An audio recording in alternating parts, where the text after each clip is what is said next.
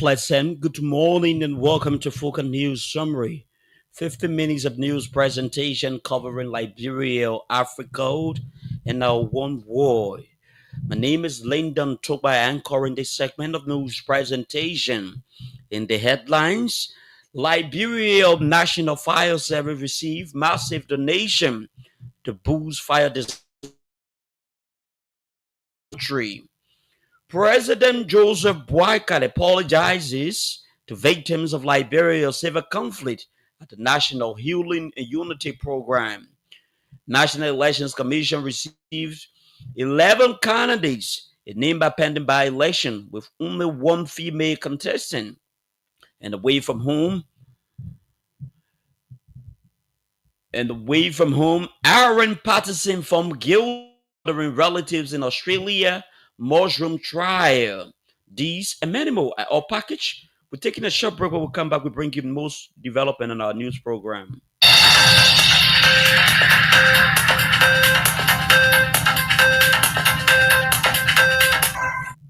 Welcome back and thanks for rejoining us on this presentation. The Liberia National Fire Service has received 6 new trucks, including water tankers, to enhance its fire response and emergency preparedness capabilities. This acquisition, according to the Liberia National Fire Service, is largely supported by the government and partners. It can be recalled that fire disasters have been on the high rise in some quarters of the countries in recent time. The move further reflects government commitment to improving public safety and strengthening national institutions. LNSF, however, said that the modern trucks will be deployed strategically across various counties, ensuring better coverage and faster response in both urban and rural areas. The Topo community leadership has begun its block league, a grand sports festival. The move marks a significant milestone in advancing unity through sportsmanship among residents. The event, which was held at the Topo Community Sports Pitch, brought together schools of residents and executives of the community. The event is in fulfillment of the community chairperson's Ligori Zora Morris commitment to promoting unity and reconciliations. A forest community in Grand Bassa County has threatened to halt a logging company's operation over unfilled development premises just 2 months after holding similar protests. The Grand Bassa County District 3 BC Community Forest Leadership said Westwater Group failed to build hand pump, school, market tables, and maintain road as promised. The community leaders Jeremiah Wall also added that they would take possession of the company's machine and stop operations until all benefits are delivered. The community is reported to have signed a 15 years contract with the Westwater in 2021, leasing over 24,000 hectares of land to the company. But the company said to be owing thousands in fees and uncompleted projects. Meanwhile, a local group, Nyantuan Administrative District Development Association, is threatening court actions, citing broken promises and illegal timber exports that violate Liberia's community rights and forest feed regulations. Liberia Justice Ministers Anthony General, Councillor Kopo Kral, Councillor Oswald West, has paid a courtesy visit to the Office of the War and Economic Crimes Code. The visit took place Friday at Mama Point, where Minister Tuet toured the office facilities and received a full briefing from the Executive Director, Councillor Jalai Babu.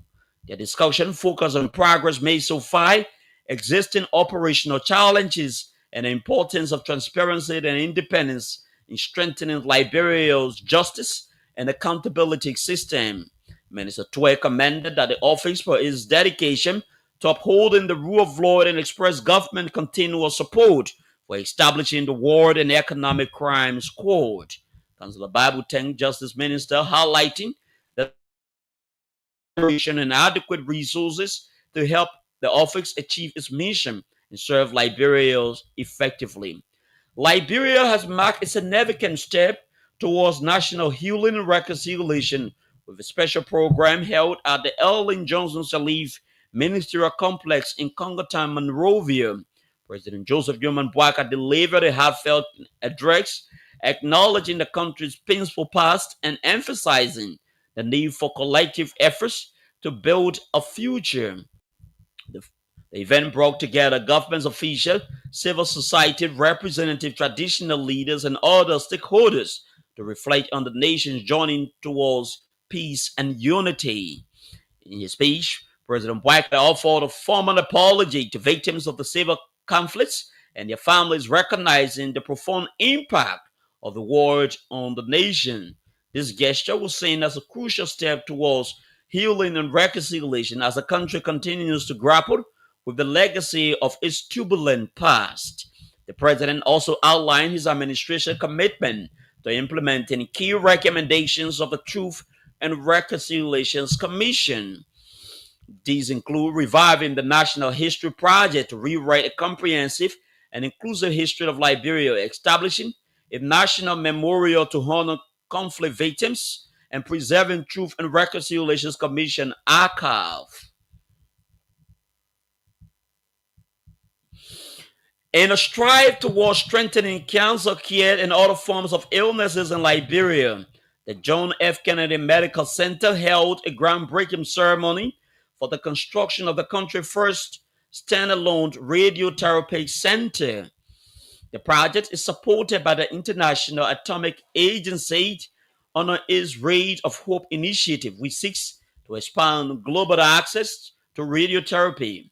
Delivering the project overview, Minister of Health Dr. Louise M. Koto described the Radiotherapy Center as a major milestone in the nation's healthcare system. She outlined the center's integrations within Liberia's national health strategy and emphasized its potential to reduce cancer-related mortality and the burden of seeking costly treatment abroad. This center will not only mark a life-saving radiotherapy treatment, but also serve as a curb to research training and capacity building, Dr. Kutu said. It reflects the government's unwavering commitment to advancing specialized healthcare services, the minister added. Today, I am overwhelmed with joy as we break ground for the landmark facility. She said cancer is a growing public health crisis. In Liberia, cervical, breast, liver, and prostate cancer account for over 70% of new diagnoses. The lack of local radiotherapy options has forced many to seek care abroad, often at great personal and financial cost. This center will change the narrative, she added. Extended thanks with Dr. Rafael Mario Grusid, the IAE team, for their technical and financial support, while also recognizing the leadership of President Joseph Boakai for prioritizing healthcare within his national development agenda. Meanwhile, the chief executive officer of John F. Kennedy, Dr. Lena A. Batch, has described the center as a critical intervention for Liberia's healthcare sector. This radiotherapy center will not only serve thousands of Liberians, but it will also improve the outcome of cancer patients across the country. Dr. Bach said, we are deeply grateful to the IAE and the government of Liberia for making this vision a reality. The ceremonial turning of the soil symbolizing the official start of the construction was held by President Boakai and Executive Director General Grossi. In his remark, President Boakai called the event a beacon of hope for the country. Today, we are not just laying the foundation for the building, we are laying the foundation for the healthcare Liberia. The president stated the Radiotherapy Center is a promise fulfilled and a clear demonstration of my leadership commitment to making quality healthcare accessible to all. Finally, the radiotherapy is expected to play a transformative role in Liberia's fight against cancer, reducing mortality, building national capacity, and restoring hope for thousands of families. This is a reminder that you are listening to Focal News Summary, 15 minutes of news presentation covering Liberia, Africa, and our one world. Let's bring you a quick recap of top stories we are following on this news program. Liberia National Fire Service received massive donation to boost fire disaster response efforts across the country. President Joseph Boakai apologizes to victims of Liberia's civil conflict at the National Healing and Unity Program. National Elections Commission received 11 candidates in Nimba pending by-election with only one female contestant, and away from whom Iran Patterson found guilty of murdering relatives in Australia mushroom trial. Let's take a short break. When we come back, we bring you more development on our news program.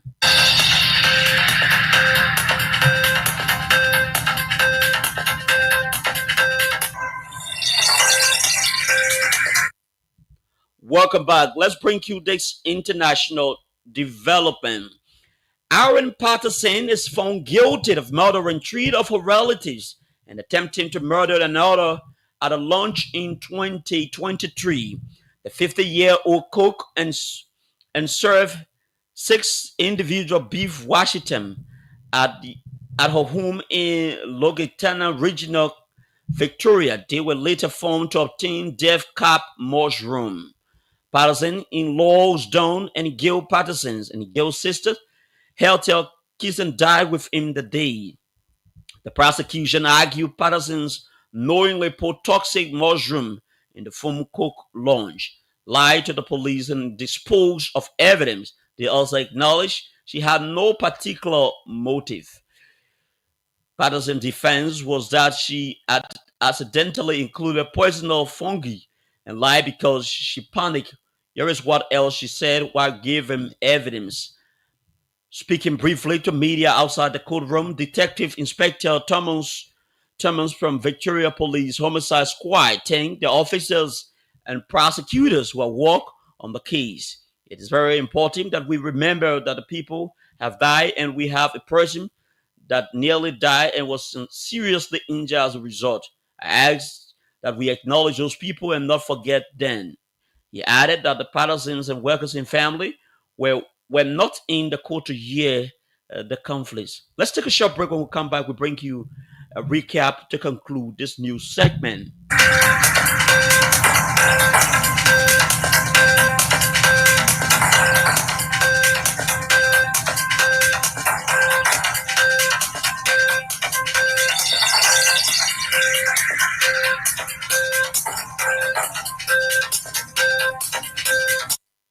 Now to end this news, we recap major stories we have been following very closely on our morning news presentation.